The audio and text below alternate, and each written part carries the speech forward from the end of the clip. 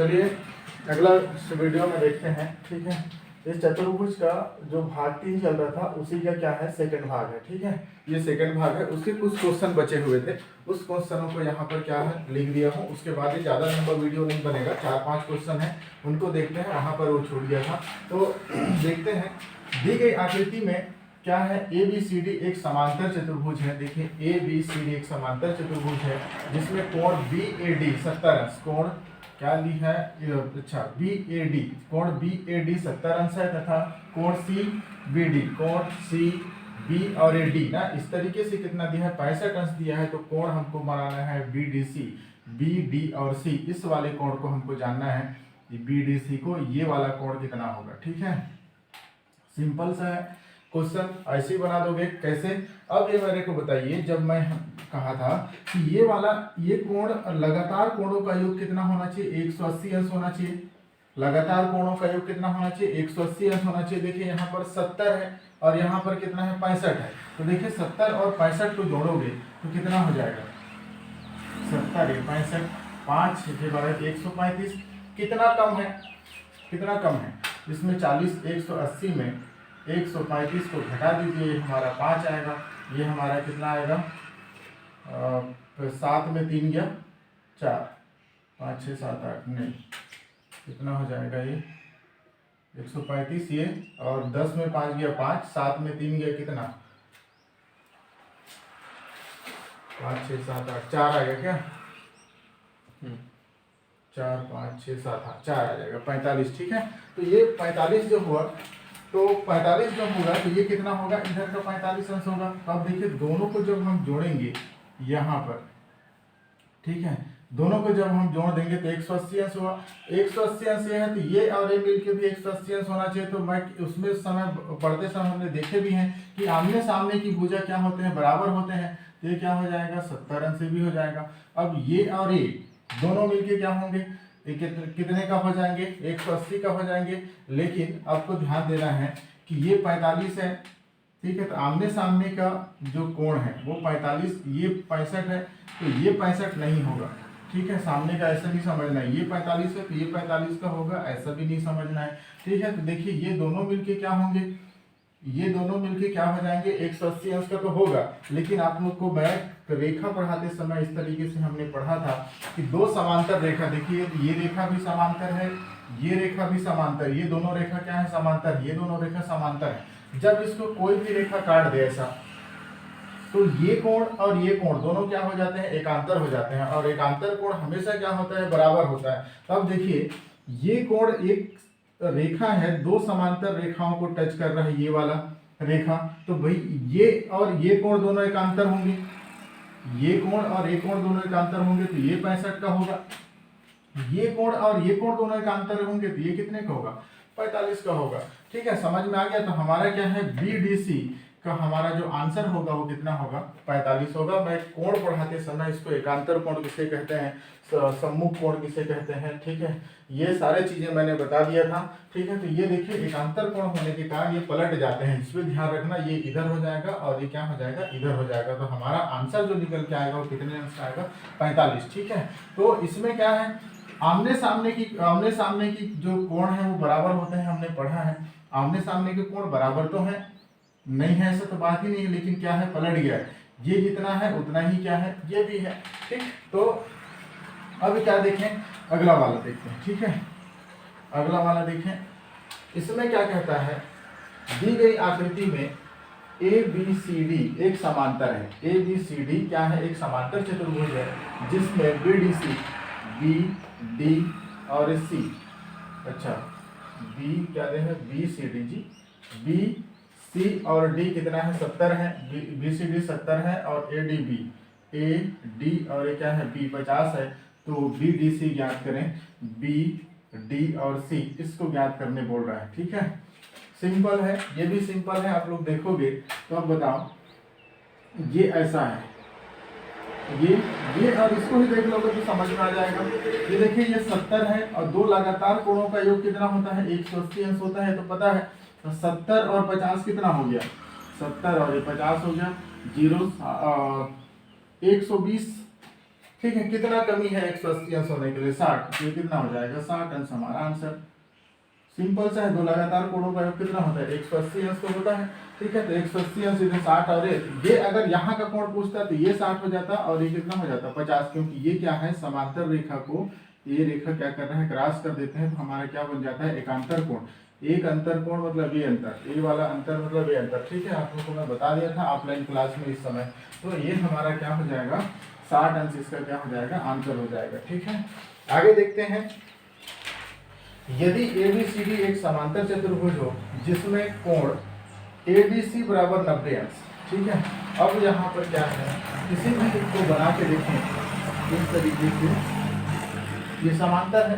ठीक है, तो समांतर है, समांतर इस तरीके से हो सकता है, ये हमारा समांतर, और 90 अंश का हो मतलब वो क्या होगा, ये 90 अंश का हो ADC ADC पूछा, ADC कितना है 90 अंश का हो। तो अब बताइए किसी भी समांतर चतुर्भुज में कब 90 अंश का कोण बनता है, या तो वो आयत हो या तो फिर वो क्या वर्ग हो। सीधी सी बात, वर्ग जब भी बने, ये वर्ग है तब बनेगा, या तो फिर क्या हो आयत है तब बनेगा 90 अंश का। ठीक है, आयत हो तब बनेगा 90 अंश का। ठीक, ये है ये है ये है। ठीक है, दोनों में से कोई एक कंडीशन होगा तभी हम क्या कर सकते हैं 90 अंश का कोण बना सकते हैं, अन्यथा नहीं बना सकते। तो देखिए एक समचतुर्भुज हो नहीं सकता, क्योंकि समचतुर्भुज इस तरीके से भी होता है 90 अंश का कोण नहीं भी बनता है। एक समलम चतुर्भुज हो तो जान ही रही हो, बता दिया हूँ। और ये क्या है एक आयत, तो क्या हमारा आंसर होगा एक आयत। ये समांतर चतुर्भुज है, देखिए समांतर चतुर्भुज एक आयत, तो हमारा आंसर क्या होगा एक आयत। आयत में कितने अंश का कोण बनता है 90 अंश का कोण बनता है। यहाँ पर वर्ग ऑप्शन में नहीं दिया है, इसलिए हमारा आंसर क्या होगा एक आयत होगा। ठीक है, तो अगला 2-3 क्वेश्चन और देखते हैं। चलिए अगला क्वेश्चन, 2 और क्वेश्चन देख लेते हैं समांतर चतुर्भुज से संबंधित जो क्वेश्चन है। ठीक है, इसमें क्या कहता है, एक समांतर चतुर्भुज के सम्मुख कोणों का एक जोड़ा क्रमशः 3x - 10 और क्या है तथा x + 80 अंश। ठीक है, हो तो x का क्या करना है मान ज्ञात करना है। देखिए दो सम्मुख मतलब इस तरीके से मैंने बताया था, सम्मुख कोण, ये कोण और ये कोण दोनों सम्मुख होंगे, ये कोण और ये कोण क्या होंगे दोनों सम्मुख होंगे। ठीक है, इसके सामने ये, इसके सामने, तो आप लोग को पता है ये कोण 70 का है तो ये कोण भी कितने का हो जाता है 70 का होगा। ये 110 का है तो ये भी कितने का होगा 110 का होगा। तो सम्मुख कोण क्या होते हैं बराबर होते हैं। इतना जान गए तो ये क्वेश्चन आसानी से हल कर दोगे। क्या हो जाएगा, इसको हम मान के चलते हैं एक तरफ का, अब मान के चलते हैं इसको मानते हैं 3x - 10 और इसको मान देते हैं x + 80। दोनों क्या होंगे बराबर होंगे, तो क्या होगा 3x - 10। ठीक है, 10 अंश बराबर हो जाएगा x + 80 अंश। ये समझ में आ गया। बराबर का चिन्ह क्यों लगा, क्योंकि आमने सामने सम्मुख कोण क्या होते हैं बराबर होते हैं, इसलिए क्या लगा बीच में बराबर का चिन्ह लगा। अब देखेंगे इसको हम यदि हम पक्षांतर करते हैं तो क्या हो जाएगा, ये 3x अपने जगह में रहेगा, ये इधर से प्लस में है, इधर आके क्या कर जाएगा माइनस कर जाएगा, सीधा बराबर हो जाएगा 80, और ये माइनस में है, इधर क्या हो जाएगा प्लस हो जाएगा। 3x में एक x गया तो 2x बचा। ठीक है, 80 90। ठीक है, ये क्या आ गया 90 आया, तो x बराबर हो जाएगा 90। देखिए ये गुना में है इसके साथ, तो ये क्या हो जाएगा 2 नीचे आ जाएगा, इससे काटोगे तो x का मान कितना आ जाएगा 45 अंश। और इसी को पूछा है x का मान कितना है, x का मान बताइए, तो हमारा क्या आएगा 45 अंश इसका आ जाएगा। ठीक है, यदि इसका क्या हो जाता 45 अंश, इसका क्या हो जाएगा आंसर आएगा। ठीक है, अब देखिए इसका अगर क्वेश्चन पूछता जैसे A B और C और इसको हम मानते हैं D। ठीक है, ये हमारा क्वेश्चन के अकॉर्डिंग तो हम इसको हल कर चुके हैं, हमारा कितना आया x हमारा मान आ चुका है। अगर हम इसको कहें कि कोण B का मान क्या होता, ठीक है, इसी तरीके से दे देता है और यहाँ पर बोलता तो कोण B का मान ज्ञात करें। ठीक है, तो कोण B का मान ज्ञात करें तो हमारा कोण B बराबर क्या लिए हैं 3x - 10। ठीक है, अब 3x मतलब कितना आया है x का मान 3 इंटू क्या हो जाता 45 बराबर कितना माइनस कितना 10। ठीक है, अब इससे इसको गुना करोगे तो 3 × 6 में 15 हो जाएगा 5, हासिल बचा कितना 1। ठीक है, और 4 × 3 = 12 और 1 × 13। ठीक है। 135 में -10 करोगे तो 125 हमारा क्या हो जाता, अंश हमारा क्या हो जाता, आंसर हो जाता। ठीक है। अगर इसमें देखें, अगर कोण डी का मान याद करें, अगर क्वेश्चन पूछता तो हमारा क्या होता, x प्लस कितना 80, ठीक 80 हो जाता। x का मान कितना है 45 प्लस कितना 80, 80 और 45 को जोड़ोगे तो 125 अंश, ये भी इसका क्या हो जाता आंसर। मैं क्या इसमें देखिए क्या बोले थे, सामने वाले कोण b और सम्मुख कोण दोनों बराबर होते हैं। देखिए 125 से भी आ गया, 125 से आ गया, मतलब हम क्या है एकदम करेक्ट है। इस तरीके से भी इस क्वेश्चन को बोल सकता है। कोण b याद करें, कोण d याद करें, अगर इसको इधर से इधर लेते तो हमारा क्या हो जाता, कोण a याद करें, कोण c याद करें, ऐसा भी क्वेश्चन बन सकता था। आगे देखते हैं इस पर एक और थोड़ा सा अलग टाइप का क्वेश्चन है, इसको भी देख लेते हैं। एक समांतर चतुर्भुज की भुजाएं क्रमशः लिखिए 10 सेंटीमीटर और 8 सेंटीमीटर हो तथा इन भुजाओं को मिलाने वाला विकर्ण, ठीक है, 12 सेंटीमीटर हो तो समांतर चतुर्भुज का क्षेत्रफल ज्ञात करें। ठीक, समांतर चतुर्भुज मतलब इस तरीके से लिखेगा, ठीक है। ये हमारा 10 होगा तो ये क्या होगा 8। देखिए एक 10 का है और एक कितना है 8 सेंटीमीटर का है। अब इसको कहता है कि इसको मिलाने वाला विकर्ण जो है 12 सेंटीमीटर का है। अब देखें ये क्या हो गया, 12 सेंटीमीटर, 8 सेंटीमीटर और 10 सेंटीमीटर, ये हमारा हो गया। अब हम देखते हैं तो ये जो है ये यहाँ से जब किसी भी इसको काटता है तो ये दोनों क्या हो जाते हैं, बराबर बराबर हो जाते हैं। तो बराबर बराबर जब होते हैं तो ये वाला का अगर हम क्षेत्रफल निकालेंगे, क्योंकि क्षेत्रफल ही पूछा है, और इस क्षेत्रफल का हम अगर डबल कर देते हैं तो हमारा क्या निकल के आ जाएगा, क्षेत्रफल निकल के आ जाएगा। अब देखें इसमें तो होगा क्या, अब देखिए इसका मान अलग है, इसका मान अलग है और इसका मान अलग है, तीनों भुजाओं का मान अलग है तो तीनों कोणों का मान भी अलग अलग होता है, ये तो मैं पहले भी बता दिया था। ठीक है, तो अब देखिए ये क्या है, अब इसको पहचानना पड़ेगा कि ये जो त्रिभुज जो बन रहा है वो कौन सा त्रिभुज है।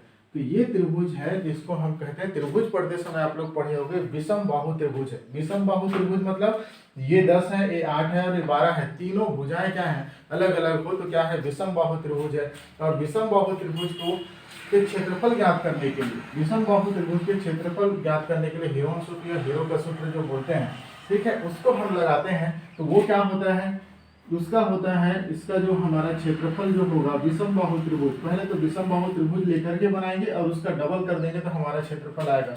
तो क्या होता है उसको देख लेते हैं थोड़ा से, ठीक है, S minus A, S minus B और एस माइनस सी, ठीक है। किसी को भी S minus A B C, तीनों को मान लो, ए बी सी मानोगे तो ए बी सी इधर से भी मान सकते हैं, उसमें कोई बड़ी बात नहीं है। अब यहाँ पर ध्यान रखना है कि ये एस क्या है, भुजा तो ए बी सी हम मान चुके हैं, लेकिन इसमें जो एस क्या है, तो एस का मतलब होता है, यहाँ पर मैं लिख रहा हूँ, एस का मतलब होता है अर्ध परिमाप, अर्ध परिमाप, ठीक है। एस का मतलब क्या होगा, अर्ध परिमाप होगा। तो अर्ध परिमाप कैसे निकालेंगे, इन सभी को जोड़ करके क्या कर देंगे, आधा कर देंगे, तो वो क्या हो जाएगा सेमी पेरीमीटर, ठीक है। इसका अर्ध परिमाप मतलब सेमी पेरीमीटर होता है।